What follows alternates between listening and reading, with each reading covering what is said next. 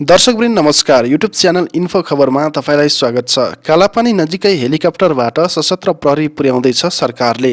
लिपुलेकमा नेपाली भूमि अतिक्रमण गरेर भारतले तिब्बतको मानसरोवर जोड्ने सडक बनाएपछि नेपालमा आक्रोश बढेको छ। कोरोना भाइरस कोभिड-19 को महामारीको बीच सडकदेखि सांसदसम्म लिपुलेकसम्मको विषयमा बहस भइरहेको छ। भारतले नेपाली भूमि अतिक्रमण गरेको दार्चुलाको त्यही माथिल्लो क्षेत्रमा वर्षौंदेखि सरकारको उपस्थिति शून्य छ। कालापानी नजिकै छारुङमा सशस्त्र प्रहरीको बोर्डर आउटपोस्ट बीपीओ स्थापना गर्ने निर्णय भए पनि अझै पनि कार्यान्वयन भएको छैन। सोमबार प्रतिनिधि सभाको अन्तर्राष्ट्रिय सम्बन्ध समितिमा परराष्ट्र मन्त्री प्रदीप गेवालीले भने दुर्भाग्य नै भन्नुपर्छ, लामो समयदेखि दार्चुलाको त्यो माथिल्लो क्षेत्र जहाँ सीमा विवाद रह्यो त्यो ठाउँमा सरकारको उपस्थिति गराउन सकेका छैनौं। अतिक्रमणको एउटा कारण सरकारको कमजोरी उपस्थिति भएको उनले बताएका थिए। अब हेलिकप्टर मार्फत छारुङसम्म सुरक्षा फौज लैजाने तयारी भइरहेको मन्त्रीले जानकारी दिनुभएको छ। अल्टिच्युडको कारण स्थायी प्रबन्ध गर्न समय लाग्ने भएकोले केही समय पर्खिएका थियौं। अब आज भोलिमै स्थायी बीपीओ छारुङमा राख्छौं, उनले बताएका छन्। मन्त्री गेवालीका अनुसार छारुङमा 115 र टिङ्करमा 167 गरेर कुल 182 घरधुरी त्यहाँ समुदायका मानिसहरू बसोबास गरिरहेका छन्। उनीहरूको कुल जनसङ्ख्या 1120 रहेको छ। उनीहरू जाडो चल्न दार्चुलाको तल्लो भेगमा झर्छन्। तर अहिलेसम्म गोरेटो बाटो समेत नभएको कारण पास लिएर भारतको भूमि भएर आउनुपर्ने बाध्यता छ। यो स्थितिलाई अन्त्य गर्न पहिलो चरणमा गोरेटो र त्यसपछि मोटर बाटो बनाउने सरकारको तयारी छ। त्यसअनुसार बजेट पनि छुट्याइएको छ, मन्त्री गेवालीले भनेका छन्। इन्सपेक्टरको कमान्डमा 35 जनाको टोली अब दार्चुलाको ब्यास गाउँपालिका 1 छारुङ कालापानीबाट 10 किलोमिटर ओर प्रहरी निरीक्षक इन्सपेक्टरको कमान्डमा 35 जनाको टोली राख्ने सशस्त्र प्रहरी बलको तयारी छ। सशस्त्र प्रहरीका प्रवक्ता प्रवीण कुमार श्रेष्ठले अनलाइन खबरसँग भने अहिले हात हतियार र जनशक्ति पठाउने तयारी भइरहेको छ। छारुङमा दार्चुला समुदायका खलङ्गाबाट 90 किलोमिटर उत्तर पश्चिममा पर्ने विकट क्षेत्र हो। सबै मौसममा त्यहाँ बस्न कठिन हुन्छ, हिउँ पर्ने ठाउँ हो। डीआईजी श्रेष्ठले भने त्यसैले पूर्ण बन्दोबस्तको साथ टोली पठाउन लागेका हौं। बीओपी राख्न सरकारले सशस्त्र प्रहरी बललाई 15 रोपनी जग्गा पनि उपलब्ध गराएको छ। त्यहाँ अस्पताल सहितका भौतिक संरचना बनाउने तत्कालको लागि 9 करोड बढी बजेट विनियोजन भइसकेको जानकारीमा आएको छ। स्थायी संरचना नबन्दासम्म घर भाडामा लिएर फौज राख्ने तयारी भइरहेको छ। जग्गा उपलब्ध भएको स्थान चाहिँ अहिले बस्न लागिएको ठाउँबाट 500 मिटर पर गागा भन्ने ठाउँ हो। सशस्त्र प्रहरीको स्रोतले यो कुरा जानकारी दिएको छ। लिपुलेक, टिङ्कर, भन्ज्याङ र कालापानी क्षेत्र यही गाउँपालिकामा पर्ने सशस्त्र प्रहरीको 50 नम्बर गुल्म दार्चुलाका गुल्मपति डम्बर बहादुर विष्टले अनलाइन खबरसँग यो कुरा सेयर गरेका छन्। प्रवक्ता श्रेष्ठका अनुसार नेपाली सेनाको हेलिकप्टर मार्फत बन्दोबस्तको सामान पठाउने बारे छलफल भइरहेको छ।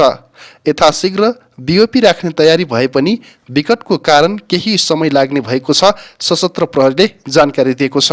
मङ्सिरमा 114 वटा बीओपी स्थापना गर्न सरकारले निर्णय गर्नुअघि सशस्त्र प्रहरीको 160 वटा बीओपी थियो। त्यसपछि 1 वैशाखमा गृहमन्त्री रामबहादुर थापा बादलले भारत र चीनको सीमा क्षेत्रमा गरेर 500 वटा बीओपी राख्ने गरी तयारी थाल्न सशस्त्र प्रहरीलाई निर्देशन दिनुभएको थियो।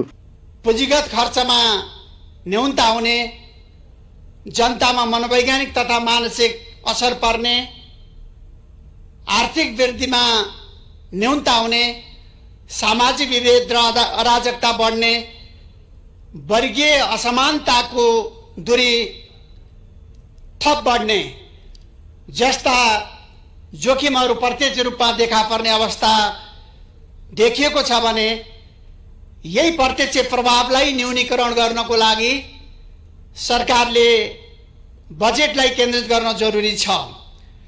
खास गरी यति बेला कोरोनाको प्रभावले जुन ढङ्गले मानव जातिलाई सङ्कट पैदा भइरहेको छ, जनजीवन आक्रान्त बनिरहेको छ, पहिलो प्राथमिकता कोरोनाको प्रकोपलाई नियन्त्रण, व्यवस्थापन र उपचारको उचित व्यवस्थापनको लागि बजेटले पहिलो प्राथमिकता तोक्नु जरुरी छ। यसको साथसाथमा उत्पादन कत्तोमा आउने ह्रासले आउँदो वर्ष खाद्य सुरक्षामा ठुलो सङ्कट पैदा हुनेछ। खानेकुरामा ठुलो सङ्कट पैदा हुनेछ। खाद्य सुरक्षाको प्रत्याभूत गर्ने गरी बजेटको दोस्रो प्राथमिकता खाद्य सुरक्षामा केन्द्रित हुन जरुरी छ। तेस्रो कुरा, विश्वव्यापी रूपमा कोरोनाको प्रभावले रोजगारीमा ठुलो कटौती हुँदैछ। आइएलओको अनुमान अनुसार 2.7 बिलियन जनसङ्ख्या कुनै न कुनै हिसाबले रोजगारीमा प्रभावित हुन्छ। त्यसमध्ये 91% भन्दा अझ ठुलो सङ्ख्या अनौपचारिक क्षेत्रमा रहेको रोजगारी प्रभावित हुन्छ। नेपालको सन्दर्भमा 86.4% श्रमिकहरू अनौपचारिक क्षेत्रमा काम गरिरहेका छन्। यस्तो अवस्थामा चाहे विश्वव्यापी रूपमा होस् चाहे नेपालभित्र होस्, रोजगारीमा कोरोनाको ठुलो नकारात्मक प्रभाव पर्नेवाला छ।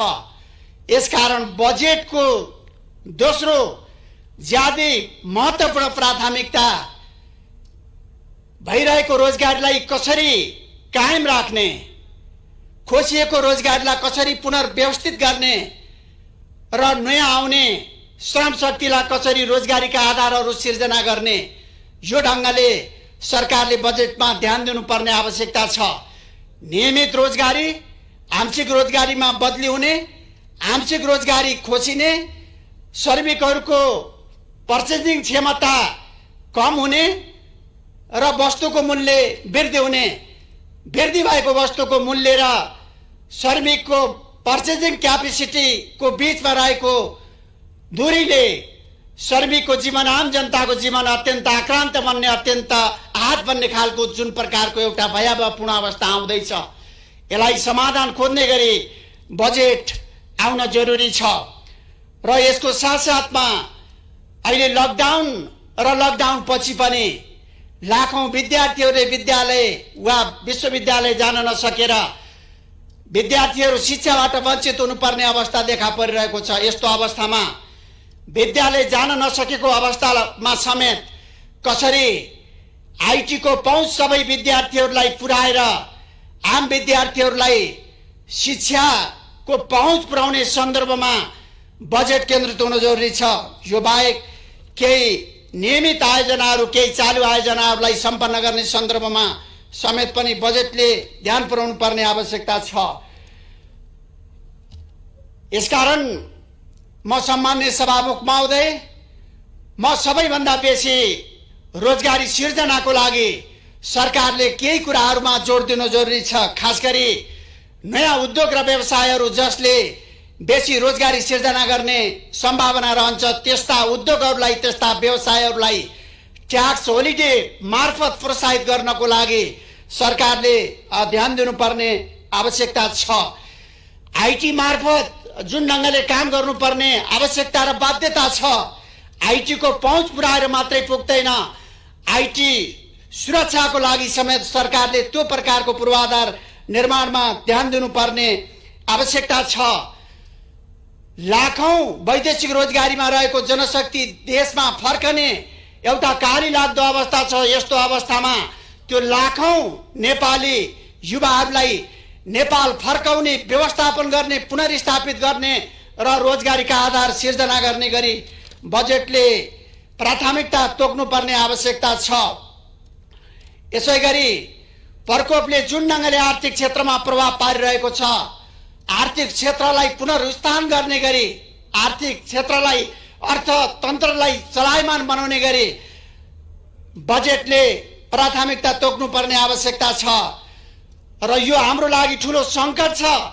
केवल सङ्कट मात्र छैन सभामुख महोदय, यो नेपालको सन्दर्भमा तुलनात्मक हिसाबले स्वावलम्बी राष्ट्रिय अर्थतन्त्र निर्माण गर्ने हिसाबले यो एउटा अवसर पनि हुन सक्दछ।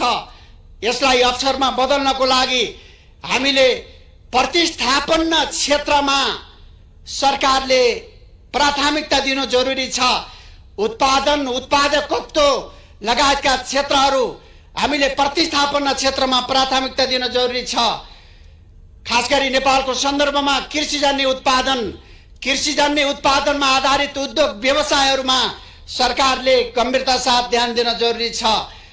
आन्तरिक उत्पादनलाई संरक्षण र सहुलियत प्रदान गर्ने र कृषिजन्य उत्पादनको आयातमा कर वृद्धि गर्ने र आन्तरिक उत्पादनलाई संरक्षण दिने सन्दर्भमा सरकारले गम्भीरता साथ ध्यान दिन जरुरी छ।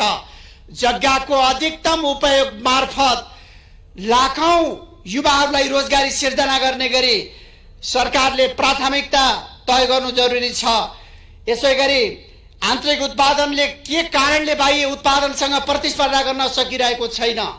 आज देशभित्रका उद्योगहरू व्यवसायहरूले के कारणले आफूलाई सस्टेन गर्न सकिरहेका छैनन्? यसको कारण पहिचान गर्ने र आन्तरिक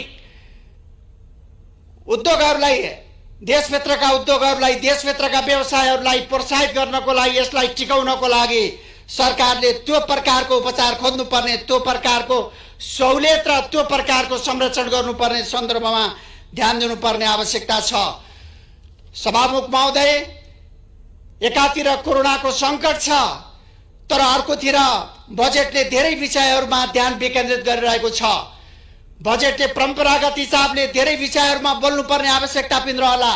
म फेरि पनि जोड दिएर भन्न चाहन्छु कि कोरोनाबाट उत्पन्न सङ्कट, यो सङ्कटले पारेको प्रतिकूल प्रभाव र त्यो प्रभावलाई न्यूनीकरण गर्नको लागि सरकारले जुन प्रकारको बजेट ल्याउनु पर्ने आवश्यकता छ, सरकारले समग्रतामा आम जनताको जीवनलाई जोगाउनको लागि, आम जनताको जीवनलाई बचाउनको लागि, श्रमिकको रोजगारी जोगाउनको लागि, श्रमिकको उत्पादकत्व वृद्धि गर्नको लागि जुन प्रकारले बजेट केन्द्रित गर्नुपर्ने आवश्यकता छ, त्यसतर्फ सरकारले बजेटको सिद्धान्त र प्राथमिकतामा अलिक किटानका साथ, ठोसका साथ ध्यान पुर्याओस्। धन्यवाद।